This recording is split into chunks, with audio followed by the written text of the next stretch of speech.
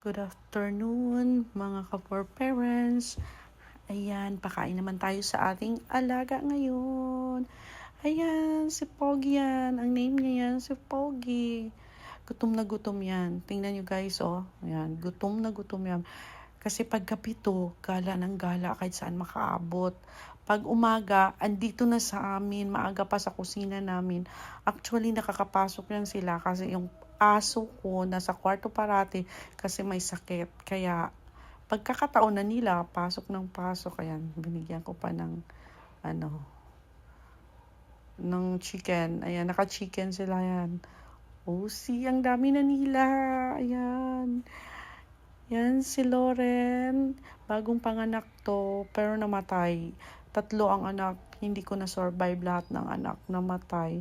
Kasi sa taas ng atip, nahulog, parang may mga sugat-sugat, tapos tinatago niya sa may ilalim ng namin, ng plants. Pagkita ko, ayan, patay na, kawawa. Eto, ang tawag ko yan, Maldita. Kasi ito si Maldita. Ito, pusa to ng kapitbahay namin sa likod ng bahay. Pero parati pumupunta dito. Kaya ayun, pinapakain ko na lang. Kasi kawawa naman, lahat makakain. Tapos siya hindi makakain. Pero mabait yan. Mabait yan. Hindi naman niya inaaway yung mga pusa na mga stray cat na inampun ko.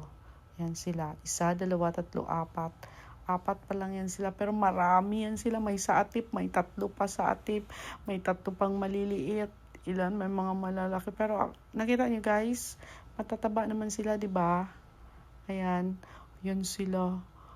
Nag-ipon-ipon, sabi nila, dito, may chicken dito. Ayan, hati-hatiin na lang. Ayan. Pero naka-lunch na yan sila. Yun nga, oh, may gatas pa nga yan dyan sa labas. Ayan. May pagkain pala. May gatas to dito. Naubos siguro. Kasi nilalagyan ko ng gatas dyan sa labas. At saka tubig. Kasi meron ding mga aso na mga stray dog. At least makakain sila. Makainom. Or dyan yung sobra ng aso ko sa loob na hindi niya maubos. Nilalagay ko dyan para at least makain nila. Sayang kasi pag itapon guys, diba? Mas mabuti pa, pakain mo na lang kaysa itapon mo sa basurahan. At least na-survive pa yung isang aso. Diba? Ang pagkain niya nakasurvive, naka-help ka pa. Yan na guys, nakita nyo. Yan sila. Ang dami, ang cute nila. At saka hindi sila nag-aagawan ng pagkain. Yung, diba, yung ibang pusa, nag-aawayan. Sila hindi. Pag once sa kanya yun. Walang ibang pwedeng kumuha. O, di ba? Hindi sila nag-aawayan. Minsan nagsasalo-salo pa yan sila. O, tingnan nyo yung dalawa. Di ba? Isang lang sila, isang kainan, isang plato. Pero hindi yan sila nag-aaway-away. Mababait yan. Kaya I love them all. Nakakawala kayo ng stress. Ayan, meron pang isa. Alam nyo guys, yung labas namin puno ng bunga ng bangkiling na huhulog.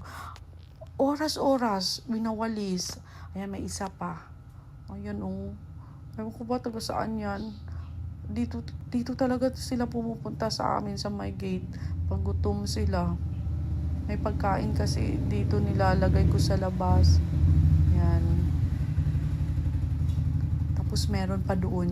Yan yung bahay na pwedeng lagyan kasi wala namang tao. Diyan ko sila nilalagay.